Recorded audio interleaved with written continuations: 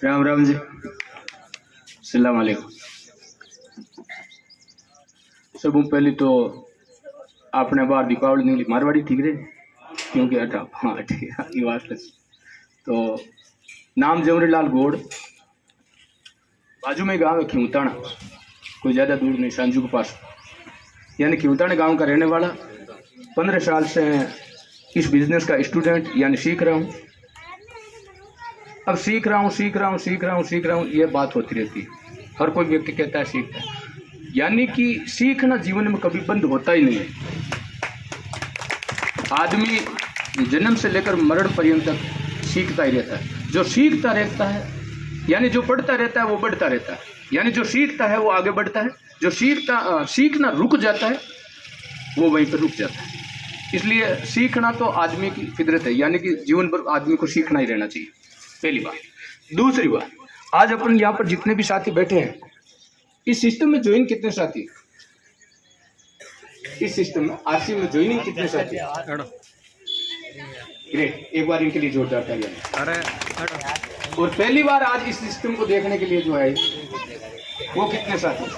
पहली बार वीडियो बना, photo Facebook पहली बार है, बहुत बढ़िया। जबकि यहाँ रोड में पहली बार की बात नहीं है, यहाँ पर 6 और 7 के अंदर कम से कम 500 ज्वाइनिंग हुई थी आरसी में। आप किसी के पास जाओगे रोड में तो हर एक व्यक्ति बोलेगा आपको कि नहीं रेड़ दो। हमने कुछ साल पहले, 10 साल पहले, 15 साल पहले, कई बोलेंगे 20 साल पहले हमने आरसीएम की थी, हमारे मामा ने आरसीएम की थी, हमारे भाई ने आरसीएम की थी, अरे आप खराब हो जाओगे, आप रुट जाओगे, मतलब ऐसी बात मार्केट में मिलेगी। परंतु कारण क्या है उसका, ऐसी बात क्यों मिलती है? उस दिन एक ही प्रोडक्ट था, मात्र कपड़ा, और एक ही बात थी, आप ज्वाइनिंग हो जाओ यानी जुड़ जाओ, आपके घर में पैसा बहुत आएगा।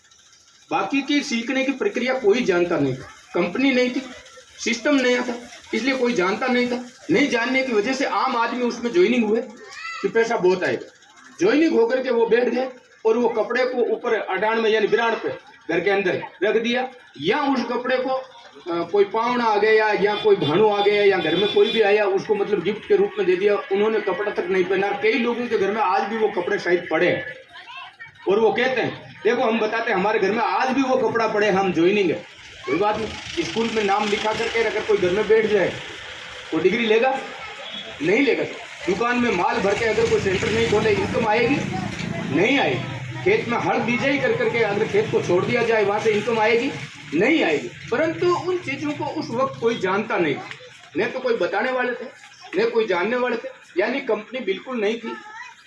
परिवर्तन का दौर आया, 94 में अपने गेट समझौता हुआ, 98 में लागू हुआ। जैसे ही अपने बाहर से कंप्यूटर आया, ये सब मेहरबानी कंप्यूटर बाबा की, अगर कंप्यूटर बाबा नहीं होता तो ये सिस्टम नहीं होता, ये हकीकत। यानी कि 98 में जैसे ये कंप्यूटर आया तो घोर विरोध हुआ अपने पूरे हिंदुस्तान में कि 2000 में कंप्यूटर फेल, 2000 में कंप्यूटर फेल, यानी कंप्यूटर से हाथ का काम खत्म हो जाएगा।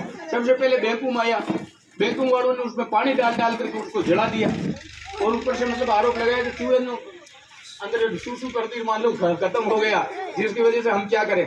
परंतु जिन्होंने पानी डाल करके कंप्यूटर को जलाया वो आज कोने में बैठे हैं, और जिन्होंने कंप्यूटर सीख करके बैंक में आए वो आज उनके बॉस बन करके बैठे हैं। यानी नई चीज जब भी कोई भी आती है तो उसका विरोध होता है। ये सड़क जब आई, लोगों के खेतों में से आती थी तो लोग खेतों में से सड़क को निकलने नहीं देते थे, विरोध होता था। कई बातें तो ऐसी है, मैं क्या बताऊं आपको। हमारे गांव सांजू की बात है, जब ये सड़क निकली तो एक माली समाज का एक व्यक्ति मतलब सड़क का अधिकारी था, तो उसने मतलब अपने रिश्तेदारों के हिसाब से उसने सड़क को घुमा करके रिश्तेदारों के खेत में से निकालनी चाहिए। पर रिश्तेदारों ने क्या कहा कि अगर हमारे खेत में से सड़क निकाल दी तो अपना रिश्ता टूट जाएगा, क्योंकि उनको जानकारी नहीं थी कि सड़क से आने वाला क्या बेनिफिट होगा। तो उन्होंने कहा कि हमारी रिश्तेदारी टूट जाएगी। परंतु वो जानता था, उसको पता था कि चाहे रिश्तेदारी टूट जाए पर इनकी आने वाली पीढ़ियां तो वाह होगी। उसने जबरदस्ती उन रिश्तेदारों के खेत में से सड़क को निकाल दिया। मैंने कह दिया ये सड़क पास हो गई, यहाँ से सड़क निकलेगी। मैं आपको क्या बताऊं, अभी 5 साल पहले जब हाईवे आई, एक एक प्लॉट के आज लाखों यानी एक एक बीघे के करोड़ों रुपए बन रहे हैं, और वही समाज पूरा उसके परिवार को ढूंढ रहे हैं कि चाहे वो हमारे लिए एक भगवान था, वो देवता था जिन्होंने इस सड़क को हमारे खेत में से निकाला। यानी कि विरोध उस चीज का होता है जिस चीज की जानकारी नहीं होती है, और दुनिया में चलता भी वह जिसका विरोध होता है। अब अपन सोचते क्या है कि वजह क्या है, और हर व्यक्ति विरोध करता है।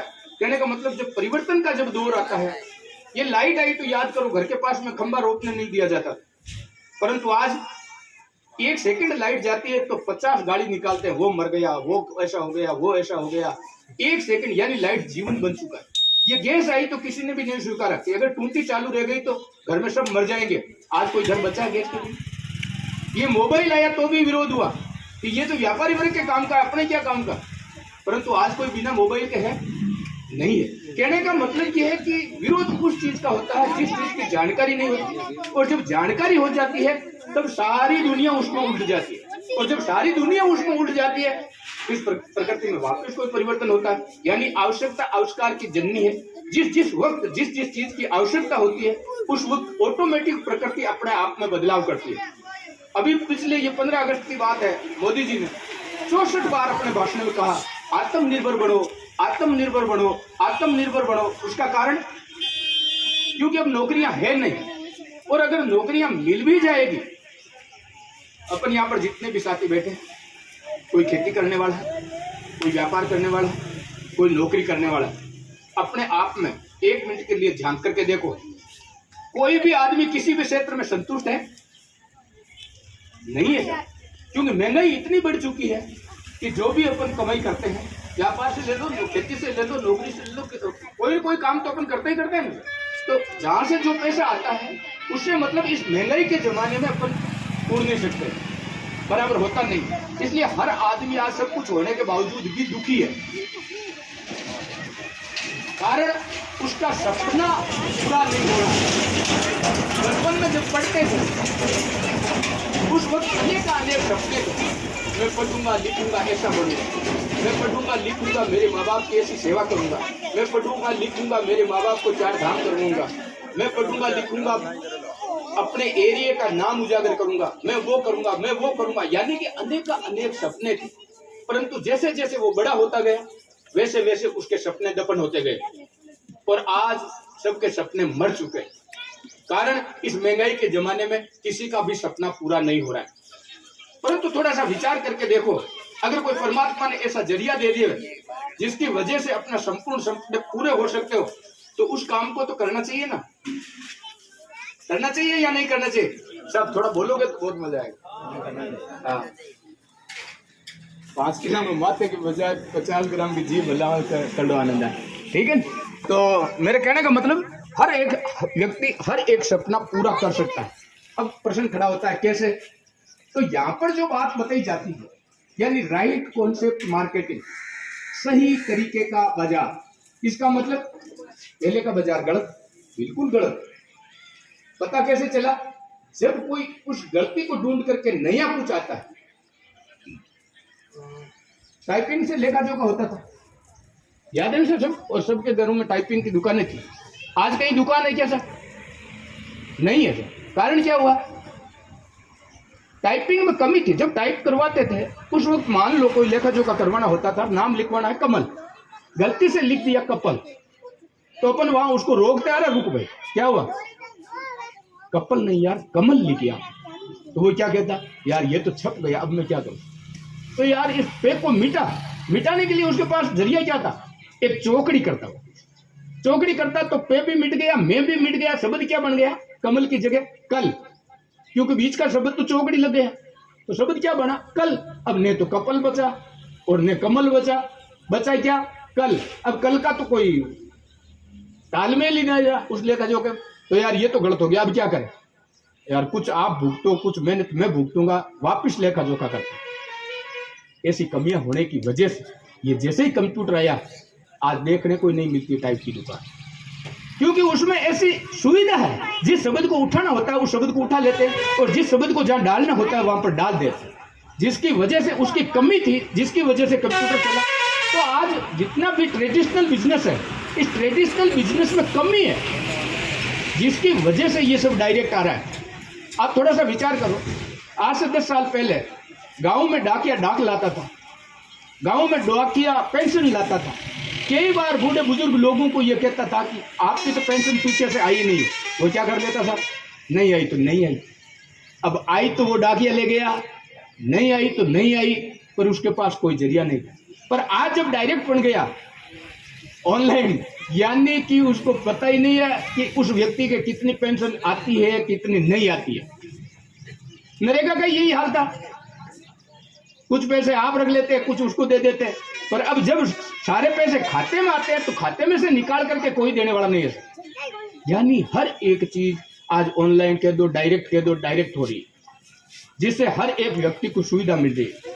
अब करना क्या पड़ता है, इस बात को थोड़ा सा विचार करना है। खाना तो सब खाते हैं सर, शौक से या मजबूरी से? शौक से नहीं सर, शौक तो है कि अभी दाल रोटी है तो शाम को मान लो हलवा पूरी बना ली, ये शौक हुई। परंतु मजबूरी, खाना क्या है? मजबूरी।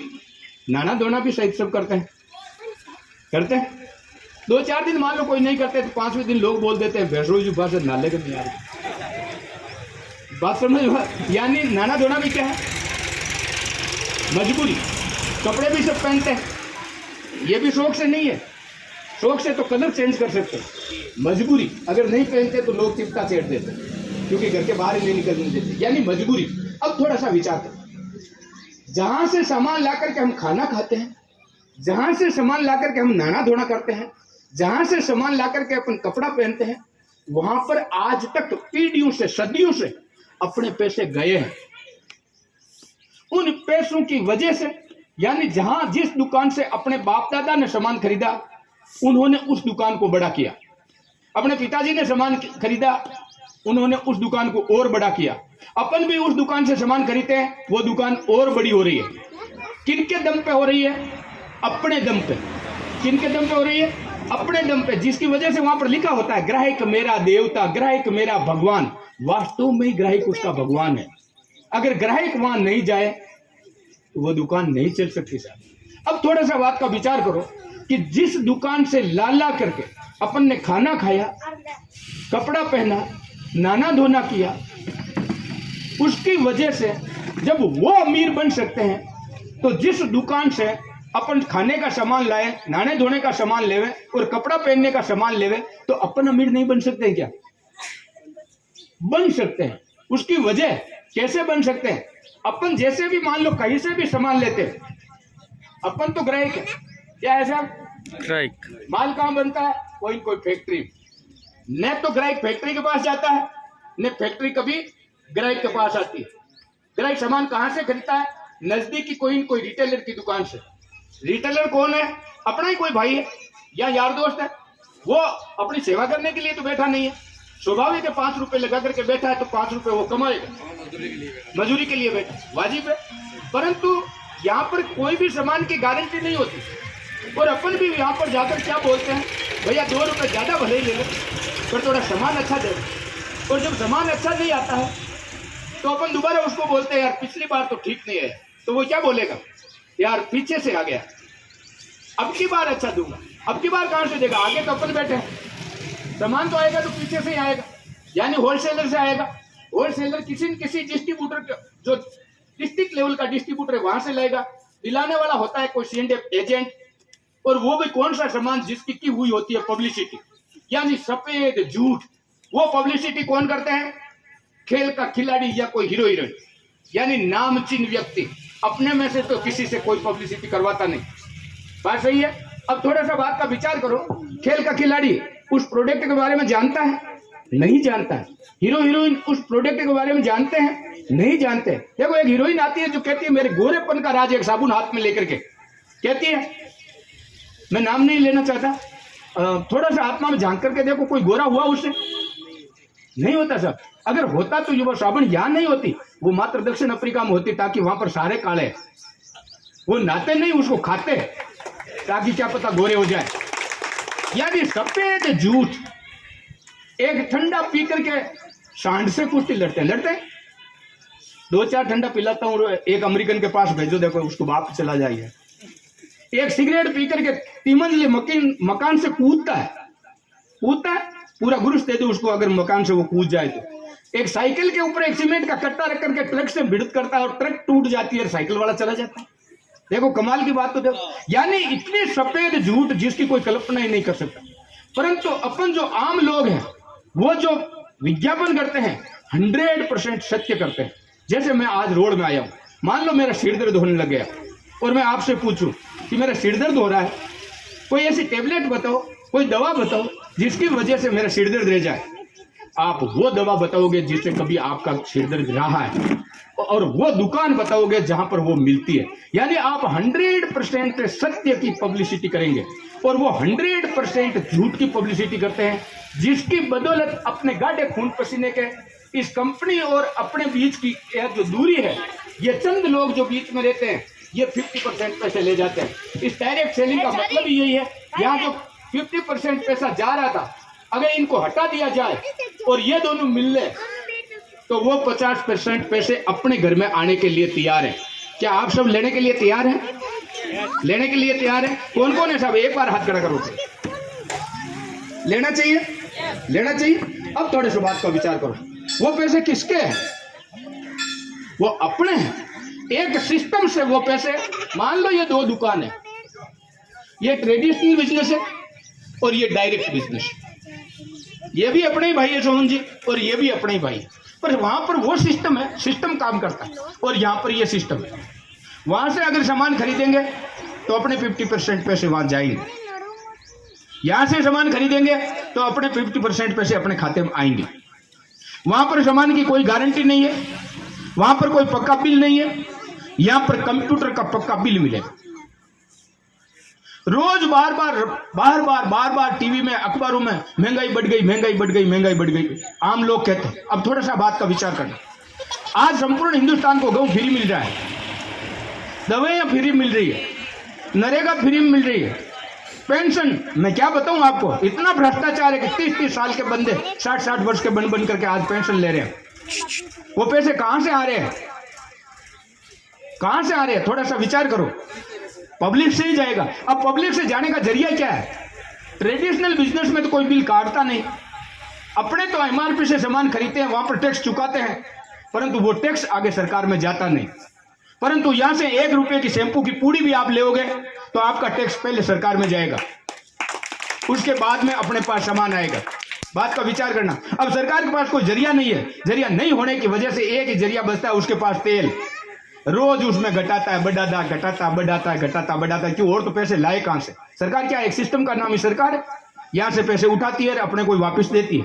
बारिश कैसे होती है? यहां से पानी उड़ता है, वही पानी वापस आता है, वही सेम सिस्टम है। यहां से अपने जेबू से पैसे जाते हैं और वही पैसे रिटर्न होकर के यहां पर आते हैं।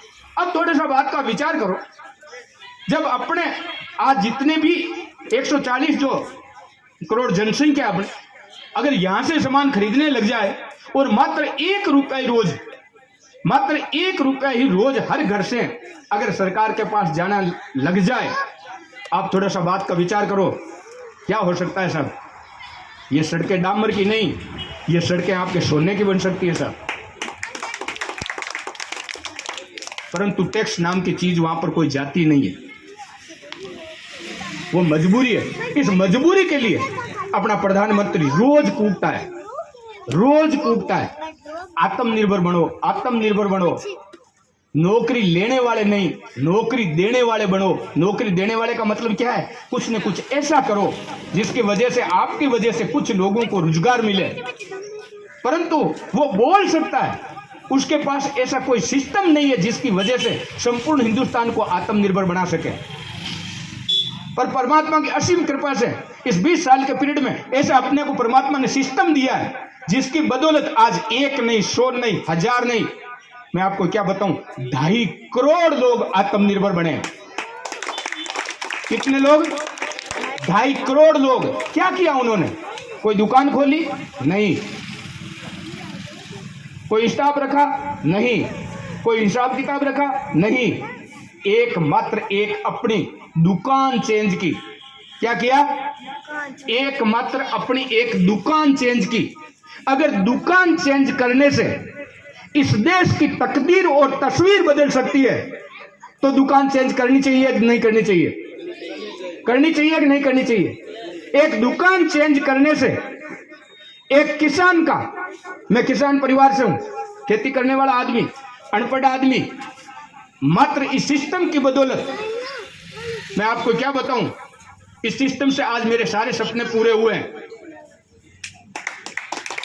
अब आप अभी बोलोगे फिर आप क्यों फिर रहे हो, मैं आपको हकीकत कह रहा हूं क्यों फिर रहा हूं, उसकी वजह बता रहा हूं। मेरे 3 बच्चे हैं, बड़ी बच्ची है वो डॉक्टर है, उससे छोटा बच्चा है इंजीनियर है, एमटेक किया हुआ एरोनॉटिक्स इंजीनियर, उससे छोटा बच्चा वो बेटा वो एक्सिस बैंक में मैनेजर है।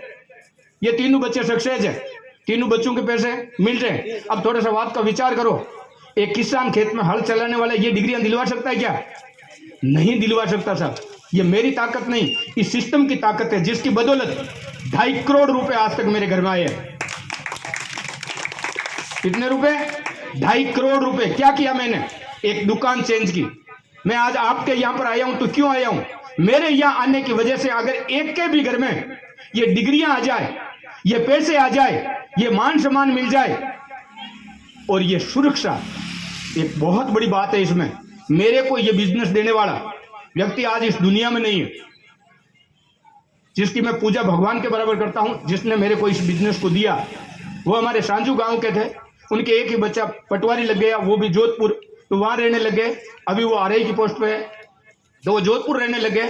पर जोधपुर से आकर के मेरे को ये बिजनेस दिया, और मैं क्या बताऊं, खेत में भैंस चराते हुए को बिजनेस दिया। ये हकीकत है। तो मैंने अपने मन को समझाया कि जब 55 वर्ष का व्यक्ति जोधपुर से आकर के इस बात को बोल रहा है, तो पैसा जाएगा तो कंपनी में जाएगा, माल आएगा तो अपने घर आएगा, इसके घर में तो क्या जाएगा। अभी मैं यहां पर आया हूं तो आपसे तो कुछ लूंगा नहीं, आप यहां से सामान लोगे तो सामान का पैसा कहां जाएगा? कंपनी में जाएगा। और सामान कहां जाएगा? आपके घर जाएगा। मैं तो एक आपको मार्ग दिखा रहा हूं कि जिस मार्ग पर मैं चला हूं, जिसकी बदौलत मेरी जिंदगी बदली है, क्या पता आप भी इस मार्ग पर चलोगे तो आपकी भी जिंदगी बदल सकती है। बात समझ जाओ। यानी कि उन्होंने जब ये बात कही तो मैंने खड़ाक से उनको 1500 रुपए, उस वक्त 3 पैंट 3 शर्ट रहे। मैंने सोचा या तो 200 रुपए महंगे होंगे या 200 रुपए सस्ते होंगे, इसको एक बार करके तो देखें। आज उस सिस्टम को करने की वजह, और करने पर ही नहीं, जिन्होंने बताया वो आज दुनिया में नहीं है। और जब वो गए तब उनके महीने की इनकम 1.5 लाख की थी, और आज वो दुनिया में नहीं है और उनके घर की, यानी उनकी इनकम 2 लाख से अबव है। और 2 लाख से अबव नहीं, वो 20 लाख होगी। एक रवि ओपी शर्मा करके, यानी ओपी शर्मा जी ने बिजनेस चलाया, वो दुनिया में नहीं है और उनका बच्चा है रवि, इसलिए वो दोनों नाम साथ जोड़ करके चलाता है, रवि ओपी शर्मा। वो आज दुनिया में नहीं है, पर रवि जी के जो सिस्टम आ रही है 30 लाख से 50 लाख रुपए महीना। अब बात का विचार करना, एक किसान परिवार, जो अपन किसान है, खेती करते हैं, खेत में जाते हैं तो इनकम होती है, नहीं जाते हैं उस दिन इनकम बंद हो जाती है। एक व्यापारी दुकान खोलता है तो इनकम होती है, नहीं खोलता है इनकम नहीं होती। एक नौकरीदार नौकरी पर जाता है तो इनकम आती है, नहीं जाता है इनकम बंद हो जाती है। और जब दुनिया से चला जाता है तो बिल्कुल बंद, क्योंकि 2 तरह की इनकम है दुनिया में, एक एक्टिव इनकम, दूसरी पैसिव इनकम। एक्टिव का मतलब जितना काम उतना दाम, काम बंद दाम बंद। पैसिव का मतलब है काम किया एक बार, पैसा आए बार बार। तो अब अपने को निर्णय करना है कि एक तो जीवन भर तड़प तड़प के मरे और उसके बावजूद जब भी इस दुनिया से जाएं और उसके बाद में एक घर में देला भी नहीं आए, एक तो वो काम है। और एक मात्र 5 साल अगर इस काम को करना चाहे, इसमें सामान आपको लाना पड़ेगा, इस दुकान से नहीं लोगे तो उससे लेना पड़ेगा, ये मजबूरी है, क्योंकि अपन सब ग्राहक, अपने घर पे सामान पैदा नहीं होता, इसलिए ये तो लेना ही पड़ेगा। वाजिब है, मैं गलत तो नहीं कह रहा हूं, यानी लेना पड़ेगा। अपने को मजबूरी में मजदूरी मिलने लग जाए तो कोई गरीब रह सकता है क्या इस दुनिया में? नहीं रह सकता। परंतु अभी इस चीज की जानकारी नहीं है। पर अभी 16 में डायरेक्ट सेलिंग का अपने या इस हिंदुस्तान में नियम आया है, नियम पास हुआ है, संसद में पास हुआ है। आज स्कूलों में इसकी डायरेक्ट सेलिंग की अब पढ़ाई चालू हो चुकी है। साल के 1,51,000 रुपए फीस बन चुकी है इस डायरेक्ट सेलिंग को। चंद दिनों बाद में 25 के बाद में देखना आप, मैं आपको थोड़ा सा पीछे ले जाता हूँ। आज से 40-45 साल पहले अंगूठा छाप रेलवे में थे, अंगूठा छाप फौज में थे, अंगूठा छाप पुलिस में थे, अंगूठा छाप वाटर बॉक्स में थे, अंगूठा छाप अनेक जगह पर थे। और भी भर्ती पूरी नहीं होती थी। लोग कहते थे कि अगर कोई आज मिलने वाला आपका हो तो ले आओ, मैं उसको नौकरी लगा दूं। परंतु लोग नौकरी नहीं करते थे। उस वक्त एक नारा था, दिन खेती, क्योंकि दुनिया भर की जमीन होती थी, दुनिया भर का पशुपालन होता था और खाना पीने का अलावा दूसरा कोई खर्चा नहीं था, जिसकी वजह से सब मस्त थे। तो वो एक ही बात बोलते थे, दिन खेती दूर चाकरी, कौन करे नौकरी, हमारे को जरूरत नहीं है। परंतु जैसे ही उस नौकरी के पैसे उनके घर में आने लगे, क्योंकि खेती का पैसा साल में एक बार आता है, तो नौकरी का पैसा हर महीने आता है, और जैसे ही हर महीने आने लगे और वो थोड़े से यानी खुशहाल होने लगे, चोराई आने लगी, ऐसा समझो, जिसकी बदौलत आम आदमियों ने क्या किया, एक ही नारा घर में लगाना चालू किया, पढ़ जा लिख जा नौकर हो जा, पढ़ जा लिख जा नौकर हो जा, पढ़ जा लिख जा नौकर हो जा। इसके अलावा कुछ भी नहीं बचा। तो सारे लोगों ने पढ़ाई चालू की। पर आज क्या पोजीशन है, अभी 5000 पटवारी लेने थे, 15 लाख फार्म भरी जाए। अब थोड़ा सा विचार करो, आप 15 लाख में से अगर 5000 ले भी लिए तो क्या फर्क पड़ जाएगा सर? सोमण बाजरी की राश में से एक लप उठा ली, क्या फर्क पड़ेगा सर? बेरोजगारी मिटेगी क्या? नहीं मिटेगी। और अब नारा क्या चल चुका, किसी से संबंध भी बनाना है तो या तो नौकरी या छोकरी, या तो छोकरी दो तो छोकरी मिलेगी, या कोई नौकर है तो छोकरी मिलेगी, अगर नहीं है तो फिरो। यानी ये नारा लग चुका है। परंतु आने वाले 5 साल बाद, आज यहाँ पर मैं ये कहकर जा रहा हूँ, ज्यादा दूर का नहीं, मैं खिवतानी गांव का रहने वाला हूँ, आज यहाँ पर संपर्क बना है, मैं बार बार आता जाता रहूंगा और आपको ये कह रहा हूँ, अगर डायरी पेन हो तो लिख लो, आने वाले 2025 के बाद ही नौकरी वाले को कोई नहीं पूछेगा। एक ही बात बोलेंगे, बस बच्चा क्या करता है, मेरा बच्चा डॉक्टर है। हट भाई, क्यों मेरा बच्चा डॉक्टर है, समझ नहीं करते? नहीं करते, कारण हमारे बच्चे को तो 1 सेकंड ही टाइम नहीं दे सकता, ये नहीं करेंगे। तो अगर कोई डायरेक्ट सेलिंग का रॉयल्टी अचीवर हो, कोई टेक्निकल अचीवर हो, कोई रूबी हो, कोई रूबी स्टार हो, या कोई सफाई हो, तो हम बात करें। ये समय आने वाला है, जिसके पास समय होता है। मैं कोरोना काल के बाद में आज पहली बार यहाँ आया हूँ। कितने महीने हो गए कोरोना आए हुए? 2 साल से घर के बाहर नहीं निकला, पर हर महीने चेक बढ़ कर आता है। बात को विचार करना। 5 साल इसको जिया, इसलिए मैं आज यहाँ पर आया हूँ। मैं धन्यवाद देना चाहता हूँ सोहन जी को कि परमात्मा ने इनको ऐसी सद्बुद्धि दी, जो आपके रोड गांव का इन्होंने ठेका लिया कि मैं इस दुकान के माध्यम से कई लोगों की जिंदगियां बनाऊंगा। इसलिए एक बार इनके लिए जोरदार तालियां हो जाए। अब अगर अपन चाहेंगे, देखो इनकी तो ये सोच है, पर जिंदगी कब बनेगी, अपन चाहेंगे तब बनेगी। ये नए भारत के निर्माण का मिशन है, परंतु ये मिशन कोई एक आदमी से नहीं चलता।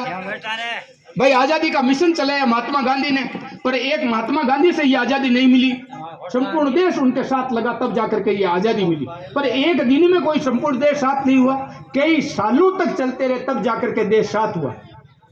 तो उसी तरह से ये 20 साल का पीरियड हुआ है। इस 20 साल के अंदर 2.5 करोड़ लोग साथ हुए हैं, पर ये 2.5 करोड़ लोगों से भी नए भारत का निर्माण नहीं हो सकता।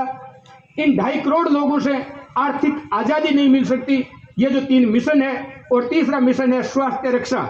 जिनके घरों में दुनिया भर के पैसे पड़े हैं, परंतु घर में अगर निरोगाई नहीं है, यानी घरों में अगर रोग है, तो वो पैसे बेकार हैं।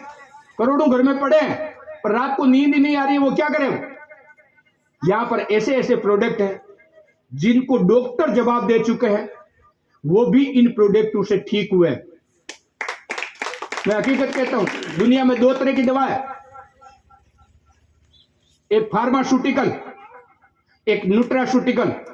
जब फार्मास्यूटिकल दवाई बंद कर देती है, उस व्यक्ति को या न्यूट्रास्यूटिकल पर ले आना, अगर ठीक नहीं होए तो मेरे को फोन करना। यह आपको हकीकत कहता हूं। यानी कि यहां पर ऐसे ऐसे प्रोडक्ट हैं जिनकी वजह से बीमार तो स्वस्थ होते हैं, वो होते ही हैं, पर अगर पहले ही अपन खाने के साथ, क्योंकि जो न्यूट्रिशन का मतलब है पोषण, अपन जो भोजन ले रहे हैं वो है कुपोषण। यानी थाली खाने से भरी है, पर पोषक तत्वों से खाली है। थाली खाने से भरी है, सब कुछ है थाली के अंदर, पर उसमें पोषक तत्व नहीं है। रोज इस बॉडी को जितने प्रोटीन चाहिए नहीं है, रोज इस बॉडी को जितने विटामिन चाहिए नहीं है। यानी प्रोटीन, विटामिन, मिनरल्स, फाइबर, इन चीजों की कमी की वजह से कोई न कोई बीमारी अपने अंदर आती है। परंतु इस न्यूट्रिशन को अगर खाने के साथ ले लिया जाए, मैं 10 साल से इसको ले रहा हूं, इसके साथ जी रहा हूं, आज तक कभी सिरदर्द हुआ है तो नहीं हुआ है। और मैं आपके सामने ये साबित करता हूं, ये जो मेरी मिसेज बैठी है 10 साल तक इसने दवाई ली, रोज की 13-14 गोली रोज लेती थी। और जेकन जी ये जो चारण साहब हमारे पहले मतलब डेगाना थे, उन्होंने ऑपरेशन किया और उसके बाद में ये टेबलेटें चालू हुई। तो मैं तंग आकर के उनके पास गया, मैंने कहा कभी जिंदगी में ये टेबलेटें बंद होगी? उन्होंने कहा जब तक ये जिएगी तब तक ये चलेगी। भगवान भला करे, भगवान भला करे। मैं बार बार दिन में 100 बार यह बात कहता हूं, भगवान भला करे टीसी छाबड़ा जी का, जिन्होंने ऐसा सिस्टम दिया जिसके माध्यम से आज एक गोली नहीं चलती है, वो आराम से बैठी। यानी ऐसा न्यूट्रास्यूटिकल प्रोडक्ट है। तो तीनों जो मिशन है, वो मिशन कोई एक आदमी से पूरा नहीं होता, कोई 100 से पूरा नहीं होता, कोई 1000 से पूरा नहीं होता, पर जब सब पूरा संपूर्ण देश मिलकर के उसमें लगता है तो वो मिशन पूरा होता है। इसलिए अपना दायित्व बनता है कि प्रत्येक घर को स्वास्थ्य देवे, प्रत्येक घर को आर्थिक आजादी देवे, अपने परिवार समाज में इस देश को नई दिशा और नए भारत बनाने का एक रास्ता देवे। हाँ, मोदी जी कह सकते हैं आत्मनिर्भर बनो, आत्मनिर्भर बनो, पर उनके पास प्लेटफॉर्म नहीं है। पर अपने पास ऐसा प्लेटफॉर्म है जिसके ऊपर अगर संपूर्ण हिंदुस्तान एक दिन में आ जाए तो भी ऐसा मादा रखता है, ऐसी ताकत रखता है कि संपूर्ण हिंदुस्तान को आर्थिक रूप से आजाद करा सकता है। तो आज अपने यहां पर पहला ही दिन है। मैं तो इसके बारे में अगर मैं क्या बताऊं आपको, 15 साल से इस बिजनेस में हूं और 15 दिन बोलूं तो भी कम है, क्योंकि रोज बस इसी के गुणगान होते रहते हैं, रोज इसी के नए नए कुछ न कुछ सीखने को मिलते रहते हैं। एक प्रोडक्ट से ये चालू हुआ तब से साथ हूं, आज इसके 650-700 प्रोडक्ट है। अगर एक एक प्रोडक्ट के बारे में बोलेंगे तो क्या पता कितने दिन लग जाएंगे, इतनी इन प्रोडक्टों में गुणवत्ता है। पर मैं संपूर्ण प्रोडक्टों की एक ही बात कहता हूं कि ये संपूर्ण जितने भी प्रोडक्ट है ये अपने घर के प्रोडक्ट है। सुबह से लेकर के शाम तक अपने घर में जो काम में आने वाले वो प्रोडक्ट है। अभी जो सुरेश जी ने बात बताई कि मार्केट रेट से 10-20% कम रेट के हैं।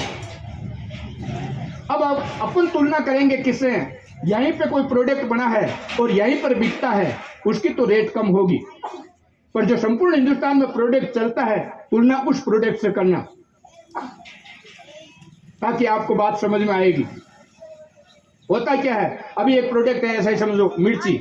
यहाँ पर अपने मिर्ची का प्रोडक्ट मान लो कोई मिर्ची का यहाँ पीस करके अपने देते हैं, या घर घर आकर के वो चक्की वाले पीस करके देते हैं ना सर, देते हैं 250-300 रुपए में वो मिर्ची देते हैं पीस करके। पर यहाँ पर जो मिर्ची है इसकी खासियत क्या है, क्वालिटी क्या है? एक छोटा सा एग्जाम्पल दे रहा हूँ आपको। नहीं तो इसके अंदर मिर्ची का ढूंढ का है और नहीं इसके अंदर मिर्ची का बीज है, ओनली फॉर छिलका, और वो भी मात्र 320 रुपए किलो में। आप घर के तैयार करके भी देवो देखे, और उसमें से वापस अपने घर पैसा आना, ये बहुत बड़ी बात है। 320 रुपए में मिलना और उसके बावजूद अपने घर में पैसा आना, इस बात को समझो। यहां पर एक तेल है जिसका नाम है हेल्थ गार्ड, यानी स्वास्थ्य का रक्षा करने वाला। 103 बीमारी मात्र एक तेल खाने से जाती है। एक मात्र 103 बीमारी एक मात्र एक तेल से घर में से निकल जाती है। रोज मोदी जी टीवी पे घूमते हैं, rice bran oil, rice bran oil, rice bran oil, rice bran oil, जो चावल के छिलके की भूसी से बनाया जाता है। एकमात्र ऐसा तेल है, कुल भारत में 42 ब्रांड है, जिसमें से ये एक तेल है जो अपने यहां देश से बाहर विदेश में जाता है, जिसकी 1000 रुपए लीटर कॉस्ट है। क्या है सर? 1000 रुपए लीटर कॉस्ट है जब बाहर जाता है। और अपने यहां पर अपना अहोभाग्यशाली है कि चावल की यहां पर खेती होती है, जिसकी वजह से मात्र 195 रुपए लीटर। बात को समझना, घटिया से घटिया जो तेल है उन तेलों के भी 170-180 रुपए तो लगते हैं। और जहां पर फिल्टर लिख दिया जाता है, अपन तो खुशी होते हैं, डबल फिल्टर लेकर के आए। डबल फिल्टर नहीं, डबल मौत लेकर के आए। तेल तेजाब से फिल्टर होता है, और तेजाब जब आंतों में जाता है तो आंतों में छेद करता है, वो मीठा जहर है। और जब फिल्टर हो जाता है तो तेल के सारे घटक खत्म हो जाते हैं। तेल तेल तब तक रहता है जब तक उसमें चिपचिपाहट रहता है, यानी तेल वो है जो घानी का तेल है। यहां पर जो तेल है वो घानी का तेल है, ऐसा समझना। यानी फिजिकल डिपेंड नहीं है, शानदार तेल। तो ऐसे कई प्रोडक्ट, यानी सभी प्रोडक्ट, किसी भी प्रोडक्ट की मैं तो एक ही बात कहता हूं, अपनी मां की तुलना हेमा मालिनी से कभी नहीं कर सकते। कोई कर सकते हैं? नहीं कर सकते। हेमा मालिनी चाहे कितनी सुंदर है, कैसी भी है, अपनी माँ ही होती है। ये प्रोडक्ट जिनके घरों में जाएगा, ये प्रोडक्ट एक बार जिन्होंने देखा है, जांचा है, परखा है, और जो देखेंगे जिंदगी में वो कभी कभी भी इस मार्केट की तरफ झांकेंगे नहीं। अपनी मजबूरी थी जब ये व्यवस्था नहीं थी। भाई आज भी कोई अंधा बनकर के टाइप वाले के पास जाता है, आज भी कोई अंधा बनकर के मोबाइल के पास नहीं और एसटीडी कॉल को कोई ढूंढने के लिए जाता है कि कहीं एसटीडी वाला मिले तो मिलेगा क्या? नहीं मिलेगा, वो मूर्खता है। तो यहां पर भी आज भी कोई, यानी कि आज व्यवस्था हो चुकी है, संपूर्ण भारत में हो चुकी है। जहां देश की फौज नहीं है वहां आरसीएम बिजनेस की दुकान है। तो यानी संपूर्ण देश में यह व्यवस्था बन चुकी है। और यह व्यवस्था होते हुए भी अगर कोई अनजान में और अनजान बनकर के ये कहता है नहीं ये तो ठीक नहीं, मैं वहां से लूंगा, ले ले, कितने दिन लेगा? बात को विचार करना। आज जिस घर में लोग शौचालय नहीं बनाते थे, लोग लाइट नहीं लेते थे, लोग मोबाइल नहीं लेते थे, आज जिस घर में शौचालय नहीं है, जिस घर में लाइट नहीं है, जिस घर में मोबाइल नहीं है, साहब उस घर का रिश्ता नहीं होता है। ये हकीकत है। जिस घर में ये तीनों चीजें नहीं है उस घर का रिश्ता नहीं होता है। मैं आपको हकीकत बात कह रहा हूं, आज बहुत कड़वी और बहुत सत्य बात कह रहा हूं। 2025 के बाद में जिस घर में डायरेक्ट से लिंक नहीं होगा उस घर का रिश्ता नहीं होगा। ये हकीकत कह रहा हूं मैं आपको। ये बहुत गहरी बात है। मैं आपसे कुछ भी लेने के लिए नहीं आया हूं, मैं आपको ये बात देने के लिए आया हूं। क्या पता मेरी तरह आपकी भी जिंदगी बदल जाए, और मेरे आने की वजह से अगर यहां पर बैठे एक शख्स की भी जिंदगी बदल गई तो मेरा यह आना हुआ सफल हो जाए। और मुझे आपसे कुछ नहीं लेना है, मुझे तो आपसे एक ही चीज लेनी है कि कोई एक भी बंदा ये कह दे कि उस दिन गौड़ साहब की मीटिंग हुई थी और उन्होंने ये बात बताई जिसकी वजह से मेरी जिंदगी बदल गई, तो मेरी जिंदगी वाह वाह हो जाती है। एक आदमी से कोई दुआ मिल जाए वो बहुत बड़ी बात होती है। तो ये बहुत ही शानदार सिस्टम है। इस सिस्टम को आज अपन जितने भी यहाँ पर साथी बैठे हैं, ये तीनों मिशन के लिए, अपने लिए नहीं, अपने परिवार के लिए, अपने बच्चों ने अपने प्रति लाखों सपने सजोए थे, उन सपनों को पूरा करने के लिए, अपने बच्चों के सपनों के पापा बनने के लिए, अपने बूढ़े माँ बाप के सपनों का बेटा बनने के लिए, अपनी पत्नी के सपनों का पति बनने के लिए इस बिजनेस को करना है। कर सकते हैं? कर सकते हैं? कौन कौन कर सकते हैं? कौन कौन कर सकते हैं? एक बार हाथ खड़ा, जोरदार तालियां हो जाए शामिल के लिए। ओके सर, तो आज पहला दिन है, आप भी